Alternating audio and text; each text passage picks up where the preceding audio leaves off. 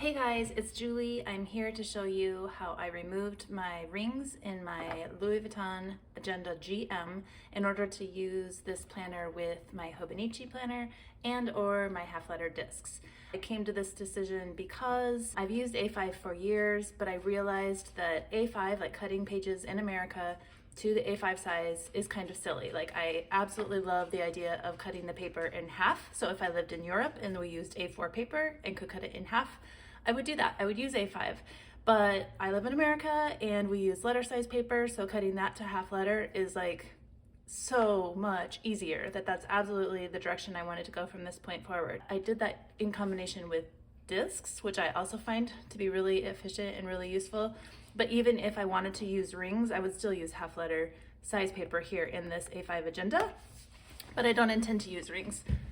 So I just wanted to show you, like, I've given a lot of thought to this, I've thought about it, and I've realized, like, no matter what, I really don't want to use this planner with rings. And so I thought about selling it, but I decided, you know, why don't I just try to see if I could make it useful for myself in my current situation. The other thing I want to say is that there are just Louis Vuitton desk agendas available, so that they just come with like a pocket like this on each side that you can slide your notebooks into, and that is an option out there. The drawback for me with that is that there is no clasp and there's no pen loop on those, and these are just things that I just enjoy having. So that's the other reason why I'm considering and willing to do this.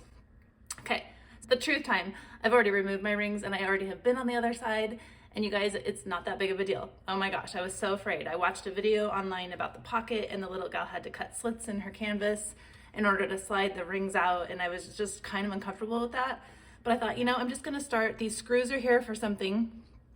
And so we just moved, and these are the two tools I had available to me. I couldn't find anything else. This one was too large.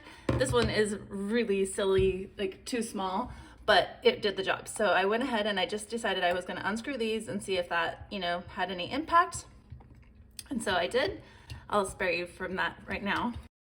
When you do that, you get these two little screws, and you guys, you lift, like, okay, it's like so simple.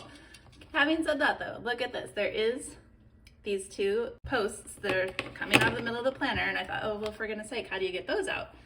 Well, I just decided, you know what, I'm gonna screw these back in. They're kind of attractive. They're nice little gold, like almost like, I don't know, gold accents.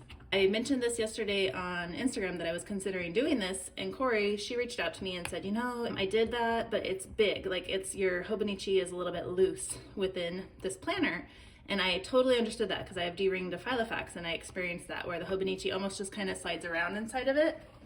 And so I was like, well, how about this? Like, how about I slide my Hobonichi in, and forgive the lights, the glare on this planner is going to show some lighting.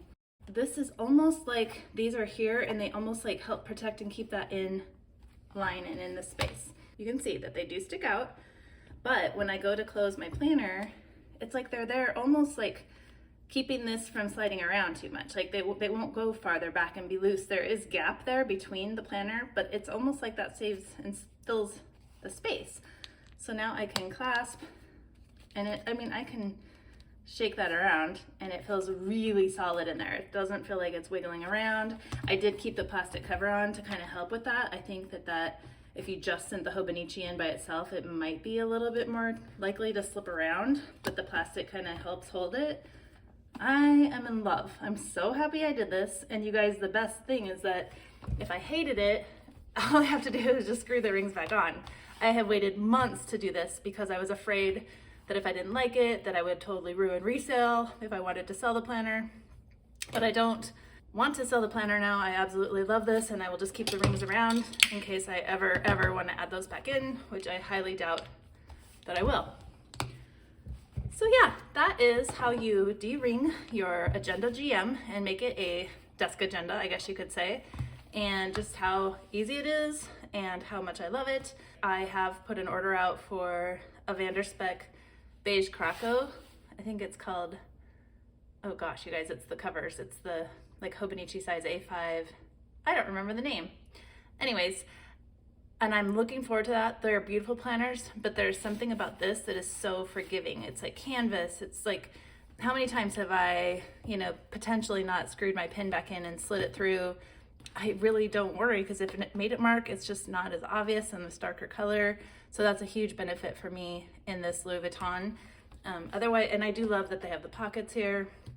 And like I said, I'm just really happy to have this clasp. That makes me feel good to know I wouldn't want to just use a desk agenda where this was just loose and flipping around. That wouldn't feel really secure to me. So it is so simple. I wanted to share. Thanks for joining me, guys. And if you want to see more content on my Hobonichi or other ring planners that I pop in and out of, please consider subscribing and sticking around. All right, thanks, guys.